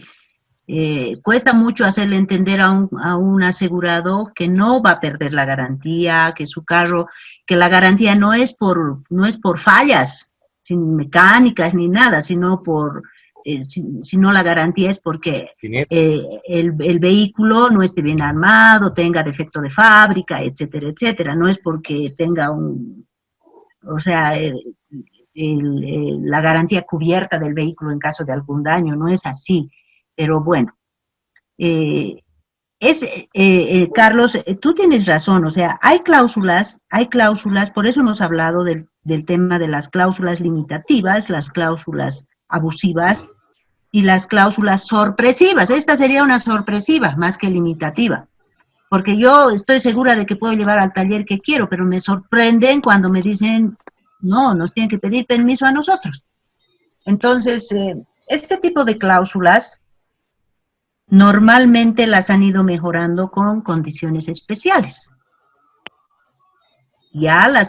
Pero no me pueden obligar a llevar a un taller, o no tengo necesidad de pedir autorización a la compañía, o anuncio, como dicen, ¿no?, que mi taller autorizado es Toyosa. Entonces, así la compañía ya conoce el riesgo que está asumiendo y la forma en que va a atender en caso de siniestro. Eso es evidente, aunque también en esos casos las compañías ofrecen ciertos alicientes a sus clientes, ¿verdad? Si usted lleva a nuestro taller, no le vamos a cobrar franquicia. Ofrecen ciertos alicientes, ciertos incentivos. Pagar una franquicia de 50 o de $100 a veces es pesadito, entonces dices, sí, a ver, si es un buen taller, llevaré al taller de la compañía, porque al final la compañía tiene la obligación de garantizar el trabajo y el taller y el resarcimiento al daño que han ocasionado a su vehículo. Entonces, tiene esa obligación. ¿Alguna pregunta más? ¿Alguna consulta? Doctora, sí. Adelante. Doctora, una consulta, doctora. Respecto a las cláusulas particulares que tienen que estar registradas en la APS, las cláusulas especiales no tienen que estar registradas, ¿verdad? No. La condición especial va como eso, como condición especial, pero regida a una cláusula. Por ejemplo, una cláusula que diga, a ver, ¿qué puede decir? Que diga que en caso de pérdida total, la compañía podrá solicitar la documentación con la que cuente el asegurado, de la documentación de propiedad con la que cuente el asegurado, ¿no? Y ponerle como condición especial, aún así sea de donación, sea muchas veces incautación, confiscación. Entonces, ya están mejorando esa cláusula con esa condición especial, pero no necesariamente tiene que estar registrada, porque ahí eso va en beneficio del asegurado. Esa condición especial va en beneficio del asegurado. Por eso no hay necesidad de que esté registrada, porque la compañía está asumiendo un riesgo mayor en función a esa cláusula que está autorizada. Sí se le puede dar una condición especial. ¿Y la cláusula adicional, doctora? La cláusula adicional es un nombre que se le ha dado porque no hay como tal cláusula adicional. Las cláusulas adicionales son esas. de las que estamos hablando, el condicionado particular y sus cláusulas adicionales que dicen, ¿no? Que están adicionadas al condicionado particular y son las que describen con cuál es el procedimiento, cuál es el contenido, lo pactado, detalla lo pactado para cubrir el bien en caso de un siniestro, y solamente tiene un nombre. En el condicionado particular solo tiene un nombre: elegibilidad de talleres, ausencia de control, 30 días de gracia, cláusula de anticipo del 50% del siniestro, gastos de salvamento, bueno, y así van, daños por la naturaleza. Entonces, la cláusula adicional es la que está adicionada al condicionado particular, y ahí describe cómo es esa cláusula, el contenido de esa cláusula. Ay, muchas gracias, doctora. ¿Por qué? ¿Alguien tiene algo más? ¿Alguna duda? Doctora, una consulta. Sí. En este caso, las condiciones especiales no formarían parte entonces de las condiciones particulares. O sea, en el caso de un siniestro, ¿cuál prevalecería, ¿no?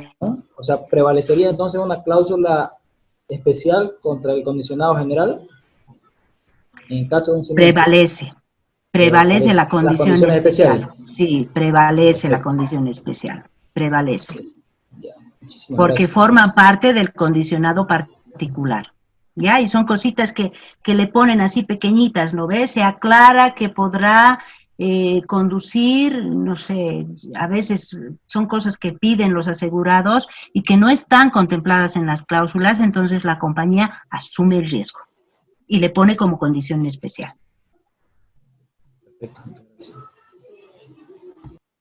¿Alguna otra consulta?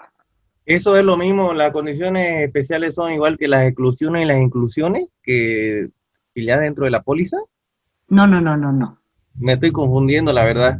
Sí, las inclusiones y las exclusiones. ¿Qué son las inclusiones? Las inclusiones son aquellas, se las denomina a todas aquellas adiciones de activos que hace el asegurado en la póliza.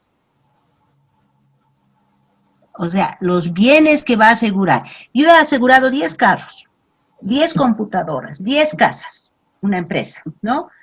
Quiero hacer una inclusión porque he comprado una computadora más. Esa es una inclusión. Entonces, la compañía, ante el requerimiento del asegurado, le calcula una prima y ese bien está incluido en los activos, en los bienes asegurados, bajo los riesgos contratados, que es una exclusión. He dado de baja 10 activos. Ya no quiero pagar prima por eso. Entonces comunico a la compañía de que esos activos ya no forman parte de mis bienes asegurados, que los he dado de baja, y los quiero excluir.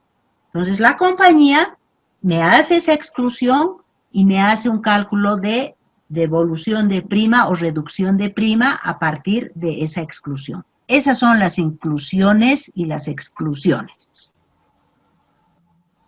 ¿Ha quedado claro? Sí, muchas gracias. ¿Por qué? ¿Alguna otra consulta? Doctora, perdón. Adelante. Yo tenía una tareita que era sobre la cláusula de exclusiones del COVID para pólizas de automotor que tocamos la anterior clase. No sé si sea que hablemos del tema en esta clase o tal vez llevarla a otra. Ya tengo el texto. Sí, podemos hacerlo el viernes. Claro que sí. Vamos a entrar, o podemos hacerlo también la próxima semana cuando toquemos específicamente cada tipo de póliza. Esas exclusiones, vamos a ver las pólizas de automotores, de incendio, de aeronavegación. Entonces, al tocar cada tipo de póliza, vamos a hacer un análisis de esas exclusiones. ¿Sí? Perfecto. Muchísimas gracias. ¿Alguna otra consulta? Una última consulta, doctora. Los trabajos que han mandado a través de los foros, ¿tenemos que mandarle a su correo o directamente en las plataformas, la plataforma nomás del sistema del Los foro? foros ¿O a su correo lo mandamos? en el foro, en el mismo En la foro lo plataforma. responden. Sí, yo también tengo Ya, acceso a porque la ha mandado plataforma y ahí los voy a revisar. Porque ya han mandado los dos, ¿no es cierto? Las 6 preguntas ya han mandado. Sí, correcto. Primer y segundo foro. Ya, está bien, Sí. ok, gracias.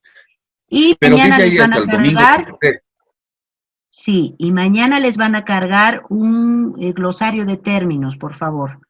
Es importante que realicen ese glosario de términos para que manejemos todos las definiciones y los términos utilizados en seguros. ¿Ya? Eso igual tienen hasta el domingo para responder, en la misma plataforma.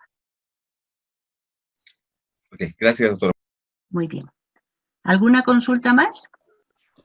Listen, una consulta, disculpe, en cuanto a la emisión de las pólizas que se mencionaba, si siempre, digamos, se va a tratar de defender o estar a favor del asegurado o del tomador de la póliza con respecto a la empresa aseguradora, entonces los 15 días que tienen para revisar la póliza que es la perfección del contrato del seguro, son solamente enunciativos porque al fin y al cabo no se aplicarían, digamos, si es que vamos a actuar en favor del asegurado, porque puede ser que el asegurado contratante no lo revise, que pasa en muchos casos, y pasa los 15 días, pero se da cuenta de que no le han vendido el producto o servicio que él quería o que él pensaba que estaba pactado en la póliza y que es muy diferente a lo del SLIP.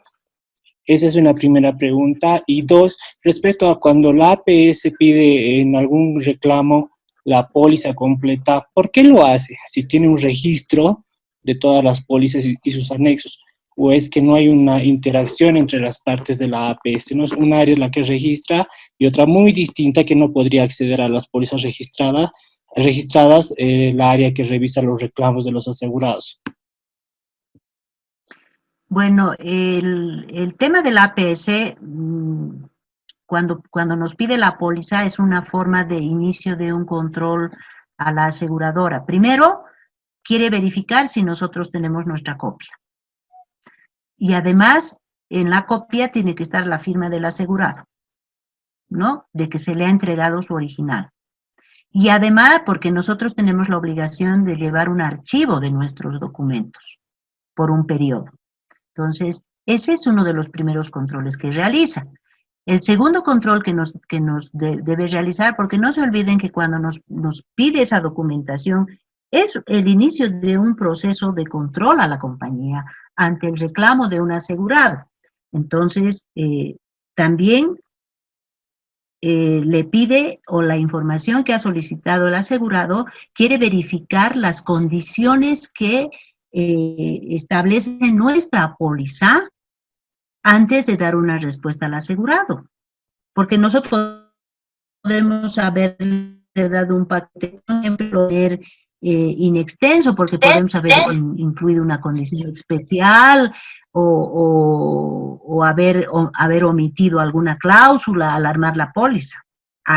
Ese es el motivo por el cual la APS nos pide físicamente y nos pide fotocopia de toda la carpeta de atención, porque controla plazos, controla requerimientos, o sea, es una revisión que hace antes de dar su opinión sobre el siniestro. Lo único que no puede hacernos es obligarnos a pagar cuando hay controversia, ¿no? Pero ya nos aplica también a veces la multa.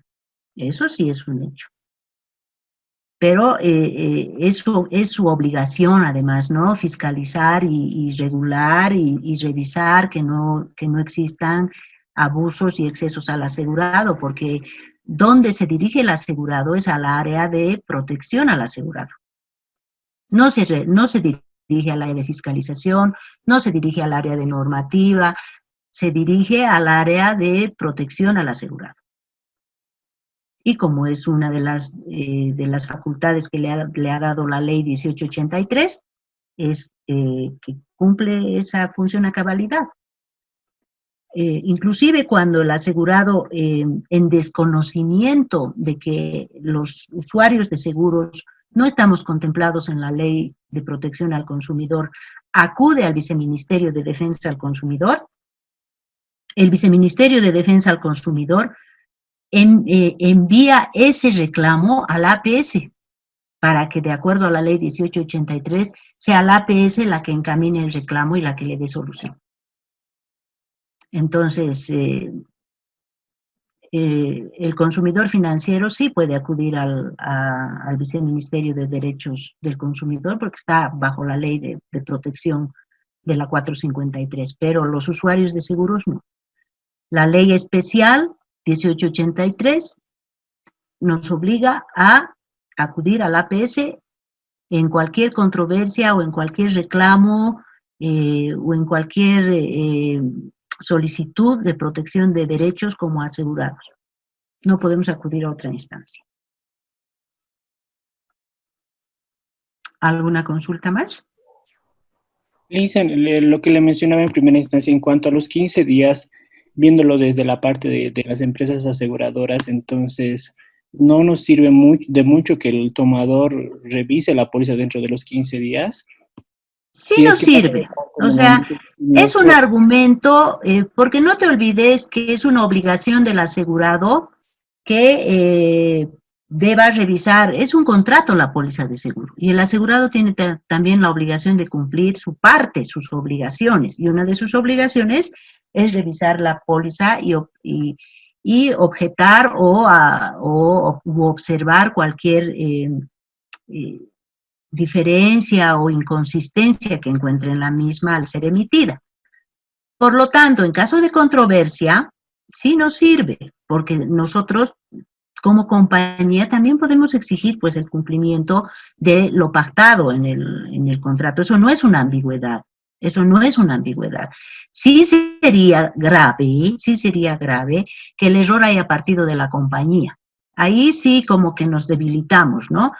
Pero si el error ha sido de que hemos puesto mal el número de chasis, por decir, es algo que se me está ocurriendo. O que en vez de poner ubicación de riesgo La Paz, le hemos puesto Potosí. Y cuando ha tenido el siniestro, el vehículo, no sé, algo que se me pueda ocurrir, que trabajaba como que el carro era particular y ha tenido el siniestro como público.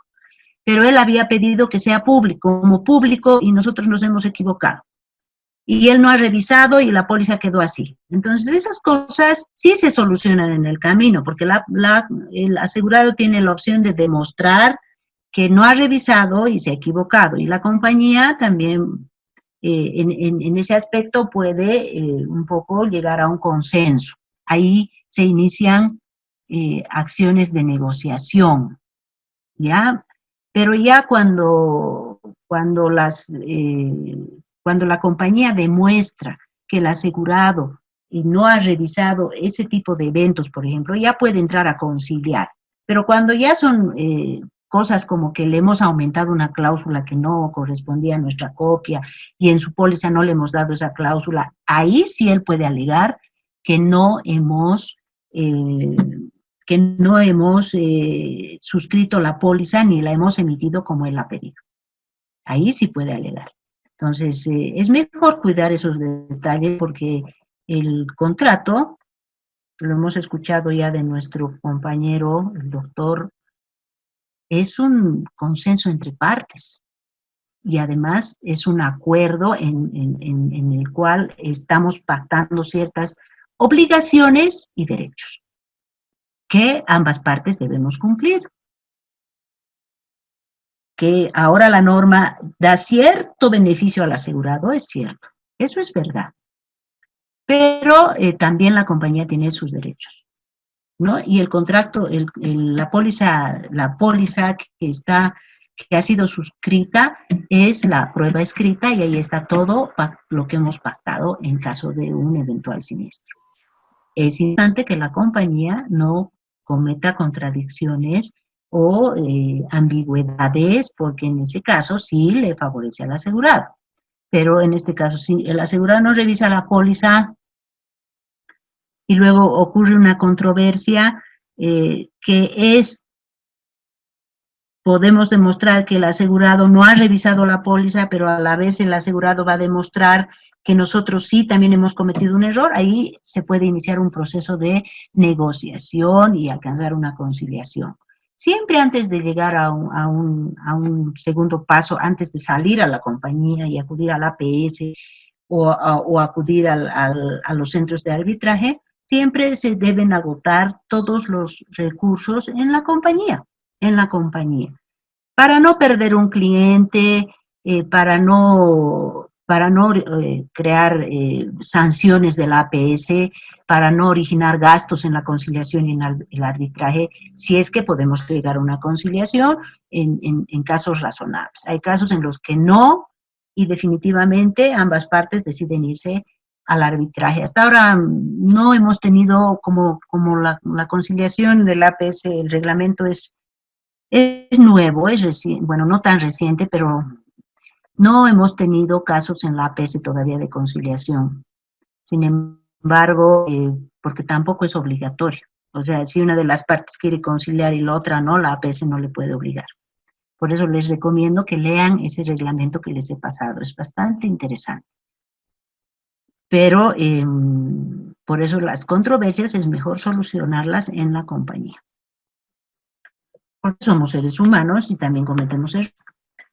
Entonces es importante, antes de llegar a un problema mayor, tratar de solucionar cualquier controversia relacionada a nuestra póliza que ocasione una controversia en un siniestro en la compañía.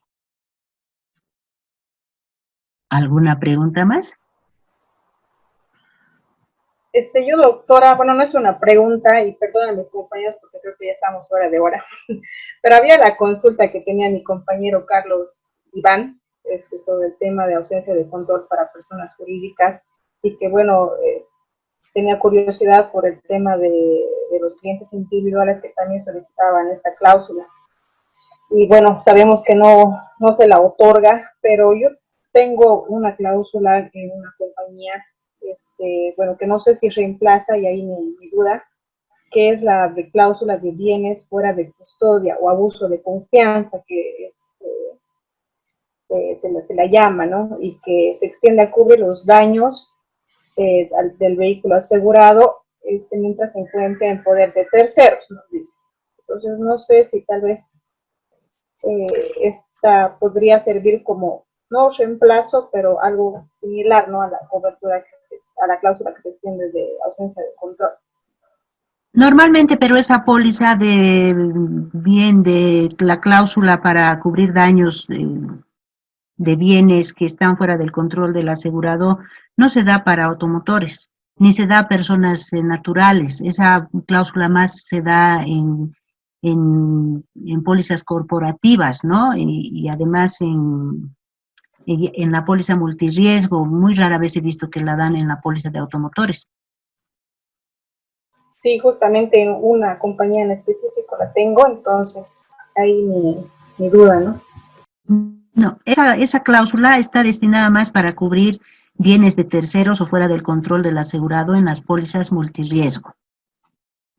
En las pólizas multirriesgo, ¿no? Que pueden ser vehículos, pueden ser maquinarias, puede ser cualquier cosa, pero que específicamente no detalla. El asegurado, bueno, ya vamos a tocar ese tema cuando veamos la póliza multirriesgo, pero ves, no todas las cláusulas se pueden utilizar en todos los ramos. A eso me voy.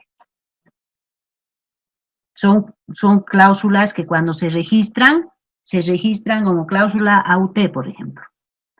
O cláusulas de las pólizas multirriesgo, o cláusulas de las pólizas de fidelidad, o cláusulas de la póliza banquera, o cláusulas de la póliza de aeronavegación o de transporte. No todas las cláusulas se pueden aplicar a cualquier ramo. Por ejemplo, la cláusula de anticipo del 50% del siniestro, sí, ahí no habría ninguna dificultad. O la cláusula de ampliación de gracia, también. Pero es importante que ustedes tomen nota de que no todas las cláusulas se pueden aplicar a todos los ramos, a todas las pólizas. ¿Alguna consulta más? Nada más, Lice, muchas gracias. Bueno, Mañana, el viernes nos vemos, vamos a terminar esta nuestra semana y si tuvieran algo que aclarar o algo que acotar o algo que no ha quedado claro, lo vamos a aclarar porque lo que quiero es que ustedes tengan esto bien, bien objetivo, ¿no? Bien clarito para que al momento de que entremos al tema de tratar las pólizas ramo por ramo, tengamos la figura bien clara. Bien, con certeza podamos avanzar en materia y todos aquellos que trabajan en el área comercial, me agradaría también un mayor aporte porque a veces la experiencia es la que nos da el día a día, ¿no? Lo que nos piden los clientes y a veces hasta los apuros en los que nos ponen por las cláusulas que nos piden. Y por qué se dan y por qué no se dan. ¿Sí?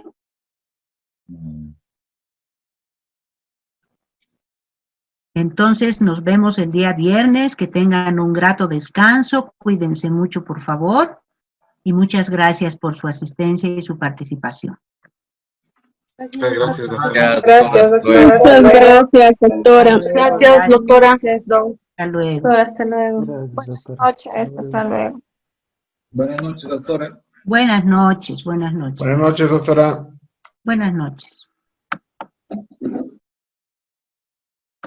Buenas noches. Aló, doctora. Hola. Ya se fue. Uy, me queda mismo.